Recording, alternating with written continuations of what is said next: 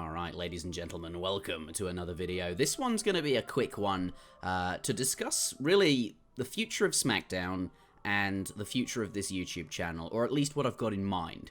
Obviously not this YouTube channel. This one never got to 1,000 subscribers, and yeah, for those that don't know, I joined YouTube back in sort of 2011. And I think we got this up to nearly sort of 998 subscribers, never quite 1,000. And then I started a new channel at some point, and it just sort of dipped down. But yeah, this was the original channel. It was sort of ran in collaboration with the Nation of Warriors, which was my clan, of all things. Yes, a TeamSpeak 3 clan. We'd do voice chat. It was me and some other friends, and then it grew and grew, and it was really fun back in the day. To cut a long story short, there was sort of a falling out between me and the moderators and the leadership, and it just sort of, I didn't want to be associated with the Nation of Warriors anymore, and Interjection was born, which apparently was made in 2013, so not long after. I still think of this as my new channel, but really it's quite old now, actually. Been around a long time. But yeah, the old channel, and why am I talking about this? I just want to sort of give a bit of context, and I felt like this was a good way to start. We've just reached 15,000 subscribers on the Interjection channel. In fact, 15,100. So this seems like a good milestone, and I originally made sort of 1v1 commentaries. I would record my own gameplay and then do commentary afterwards on the top, and I still think this is one of the most effective ways to make content, because it's usually very polished, because you can pick the best games that you've played and only show the best games, and then you do commentary over the top to say what you were thinking, and you're not obviously distracted by the game. And this kind of commentary and content I still think does very, very well on YouTube. But that's what I did on this channel. But the end goal for me was always to do sort of third-person commentary, which is sort of where Interjection came from. The very first series I did was the ongoing AoE 3 commentary series with Interjection, and here I just find a random recorded game on the forums, not the ESOC forums, they didn't exist back then, and I would cast a recorded game. And I was always really proud of these videos, because every single one of them, if I didn't like the video, I would just re-record it or not upload it. So every video here, I was very happy with when I uploaded it. So there's probably some quite reasonable commentary in there, but remember, I was very much a noob back in the day. I'm certainly a lot better and have a lot more knowledge now. But yeah, after that came New World Challenges, which was pretty much the same thing, except I put some money up and I had two players play a series, and I felt like a series would be better than just random games, because there's more to it, right? Like, it's got a storyline and who's gonna win as a score line, that kind of thing. You can get more invested. And I think to this day, these are some of my sort of favorite videos, which is why it's sort of so far up the list. Of course, Smackdown takes precedent, though. At some point, I stopped doing pre-recorded stuff and deleting it if I wasn't happy, and instead doing live stuff. And the PK Clan Tournament 4 was the first time we sort of did this. I really wanted to cover the tournament, and I was trying to do it in the same way as I'd done previous commentaries, and only uploading it if it was a really good video to watch that I felt was, you know, polished and perfect. But it wasn't possible, because there were so many games in the PK Clan Tournament 4 that I couldn't keep up with it. So in the end, I just recorded it live, and I wasn't as happy with that, and some of these commentaries I wasn't happy with. But it was a necessity, and people still seem to enjoy them just as much. And eventually Smackdown happened, as I alluded to, and then because I was doing live commentary all the time, every Saturday with Zuta, and it was so much easier with Zuta, right? I just got better at it, had a lot more practice doing it live, and not, you know, thinking, oh, that was bad, I'll delete it. And casting with a person, someone else, like, it makes such a big difference. And we sort of grew this duality and became Interjection, and then even started the podcast. Somewhere in between, ESOC was born, and the first few tournaments for ESOC actually went up on my channel and on Venny's channel, just dotted around the internet. There was no ESOC YouTube channel. Anyway, why am I saying all of this? Well, basically, I've been focused on commentary for a very long time, and that's a good thing, because it landed me a job with Escape AoE, right? And this is a project, the Twitch channel and the YouTube channel here, where we're trying to bring all of the sort of Age of Empires communities together, and now I broadcast full-time with them.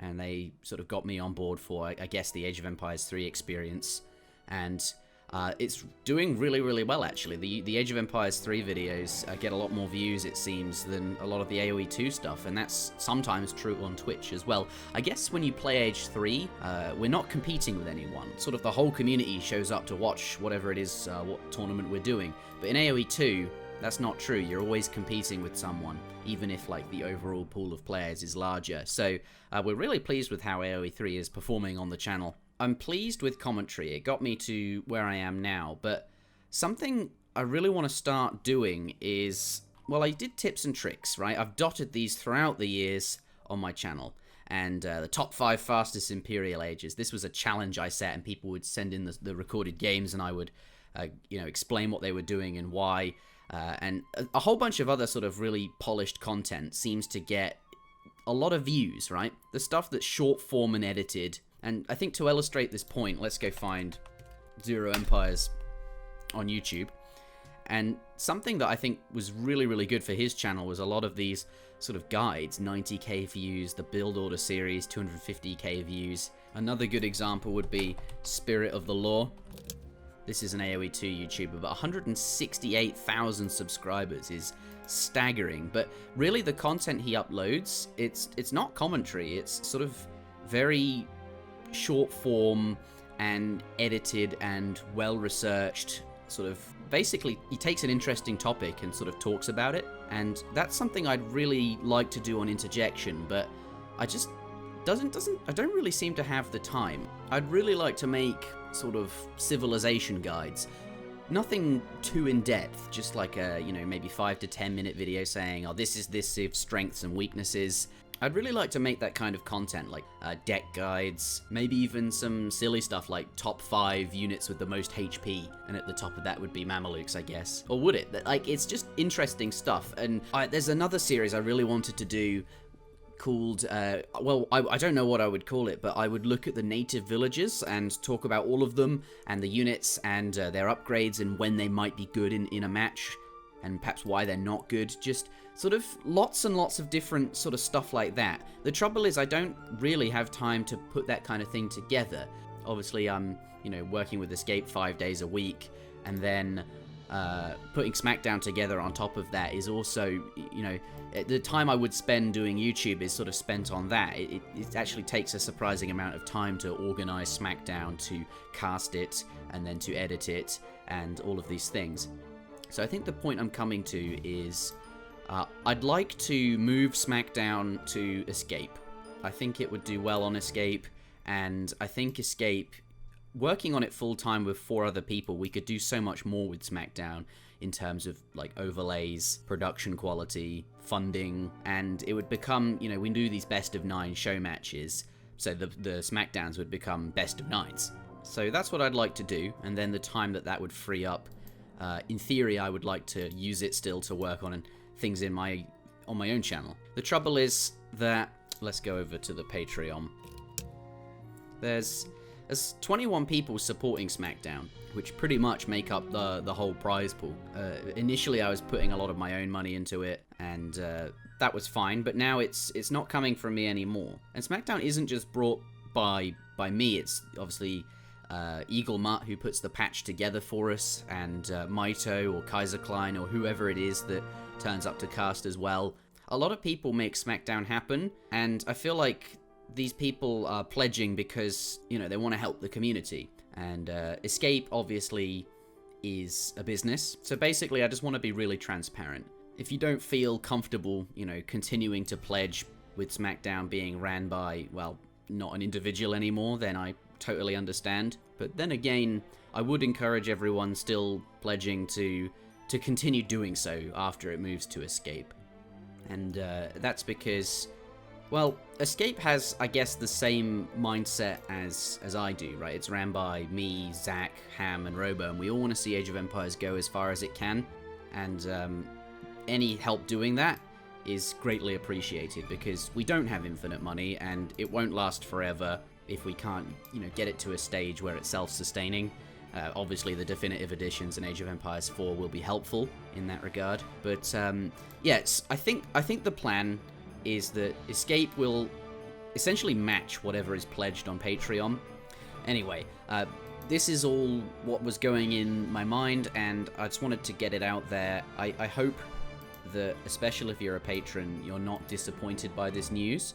I mean, Smackdown will continue to happen. It will be on the Escape YouTube and Twitch channel, and will continue essentially as normal. In fact, it will improve. As I said, there'll be, you know, more production. The four of us working on it, we can do a lot more with Smackdown and bring it to a lot more people. But if this has disappointed you, then again, I want to be very transparent here. I understand if you don't want to support anymore. But also, if you're listening to this and you think, oh, that's great news, and you want to pledge because of this news, then, well, thank you as well. The Smackdown money will always make up the prize pool, and will match the money, as I said, up to an upper limit that I haven't thought about what that is, but it's we're anywhere near that limit at the moment. And also remember, Escape will take on all of this stuff as well. So maybe Escape running it, we can get to $200 per Smackdown quicker. And if that happens, then we can start planning this LAN event. But yeah, with the time this would free up, because currently Smackdown is a project I did in my free time, I would use that time to make more YouTube videos. I want to really work on the short form edited stuff now that I do commentary sort of, full time. But yes, I'll stop rambling. Thank you very much for listening. Do leave a like if you enjoyed the video, and if you're watching this as part of Smackdown, then enjoy the show.